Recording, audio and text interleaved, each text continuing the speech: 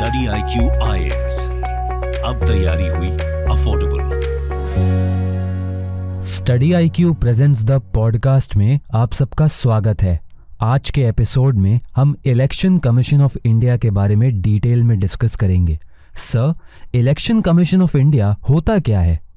Election commission of India एक autonomous constitutional authority है जो यूनियन गवर्नमेंट और स्टेट गवर्नमेंट के इलेक्शन प्रोसेस को एडमिनिस्टर करती है।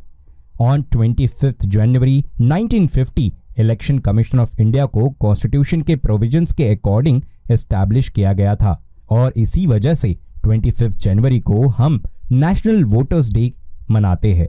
इलेक्शन कमीशन ऑफ इंडिया का सेक्रेटरीट न्यू दिल्ली में सिचुएटेड है। इलेक्शन कमीशन ऑफ इंडिया एक ऐसी बॉडी है जो लोकसभा, राज्यसभा और स्टेट लेजिस्लेटिव असेंबली के इलेक्शन को एडमिनिस्टर करती है। इतना ही नहीं, हमारी कंट्री के प्रेसिडेंट और वाइस प्रेसिडेंट के इलेक्शन को भी election commission of India administer करती है। हाउएवर, स्टूडेंट्स को ये याद रखना चाहिए कि election commission of India panchayat और म्युनिसिपैलिटीज के इलेक्शन को हैंडल नहीं करती है। पंचायत और म्युनिसिपैलिटीज के इलेक्शन के लिए स्टेट इलेक्शन कमीशन रिस्पॉन्सिबल होती है।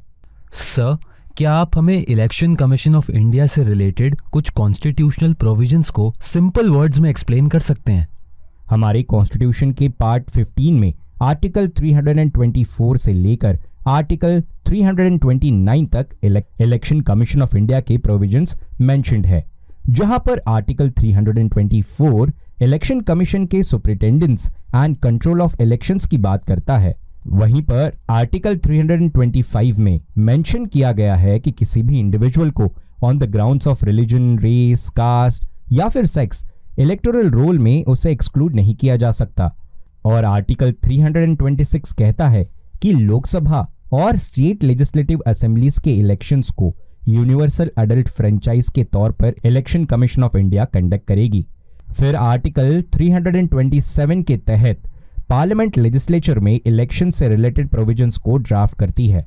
फिर आता है आर्टिकल 328 जो कि स्टेट लेजिस्लेचर की पावर से डील करता है, जिसके तहत स्टेट लेजिस्लेचर इलेक्शंस के रिस्पेक्ट में कुछ प्रोविजंस भी ड्राफ्ट कर सकती है।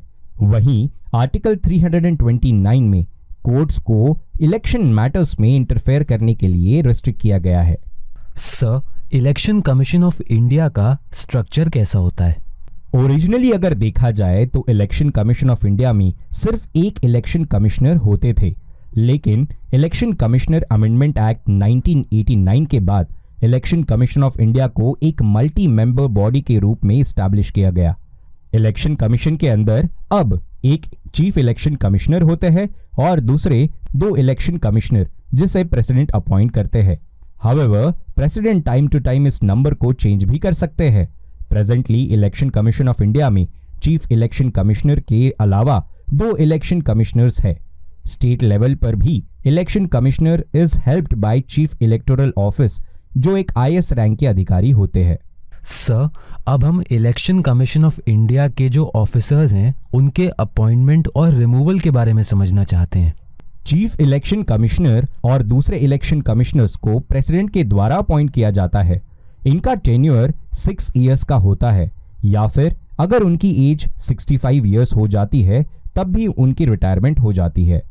चीफ इलेक्शन कमिश्नर और election commissioners supreme court of India के जजेस की तरह सेम स्टेटस या सेम सैलरी और सेम पर्क्स को एंजॉय करते हैं।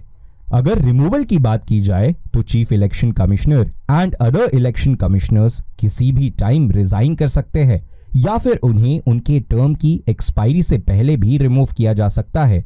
हाउएवर, चीफ इलेक्शन कमिश्नर को उनके ऑफिस से रिमूव करने के लिए सिमिलर प्रोसेस को फॉलो किया जाता है जो कि किसी भी सुप्रीम कोर्ट के जज को रिमूव करने की प्रोसीजर है। Sir, election commission of India की क्या कुछ लिमिटेशंस भी होती हैं? यस, कुछ लिमिटेशंस हम देखने की कोशिश करते हैं।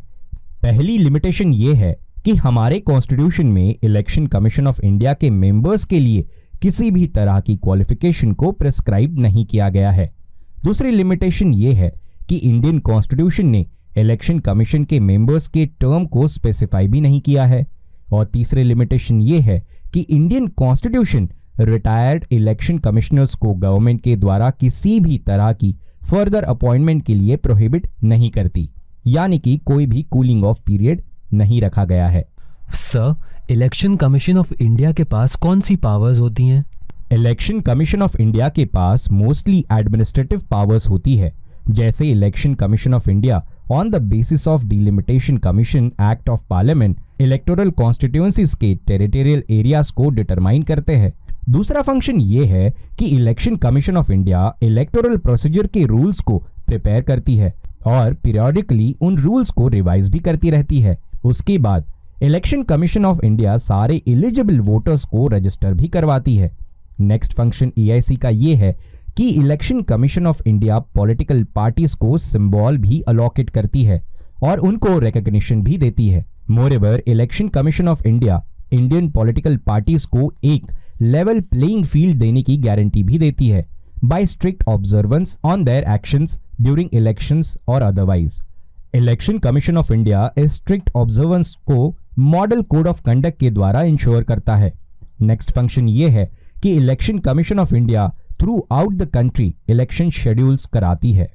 सर, क्या आप हमें इलेक्शन कमीशन ऑफ इंडिया की एडवाइजरी जुरिस्डिक्शन के बारे में कुछ बता सकते हैं? अगर कोई सिटिंग मेंबर ऑफ पार्लियामेंट या sitting member of state legislative assembly के डिस्क्वालिफिकेशन की बात आती है तो हमारा constitution election commission of India को एडवाइजरी जुरिस्डिक्शन प्रोवाइड करता है। उन सारी केसेस में इलेक्शन कमीशन ऑफ इंडिया का ओपिनियन प्रेसिडेंट के ऊपर बाइंडिंग होता है। अगर स्टेट के रिस्पेक्ट में कोई इशू है तो इलेक्शन कमीशन ऑफ इंडिया का डिसीजन स्टेट के गवर्नर के ऊपर बाइंडिंग होता है।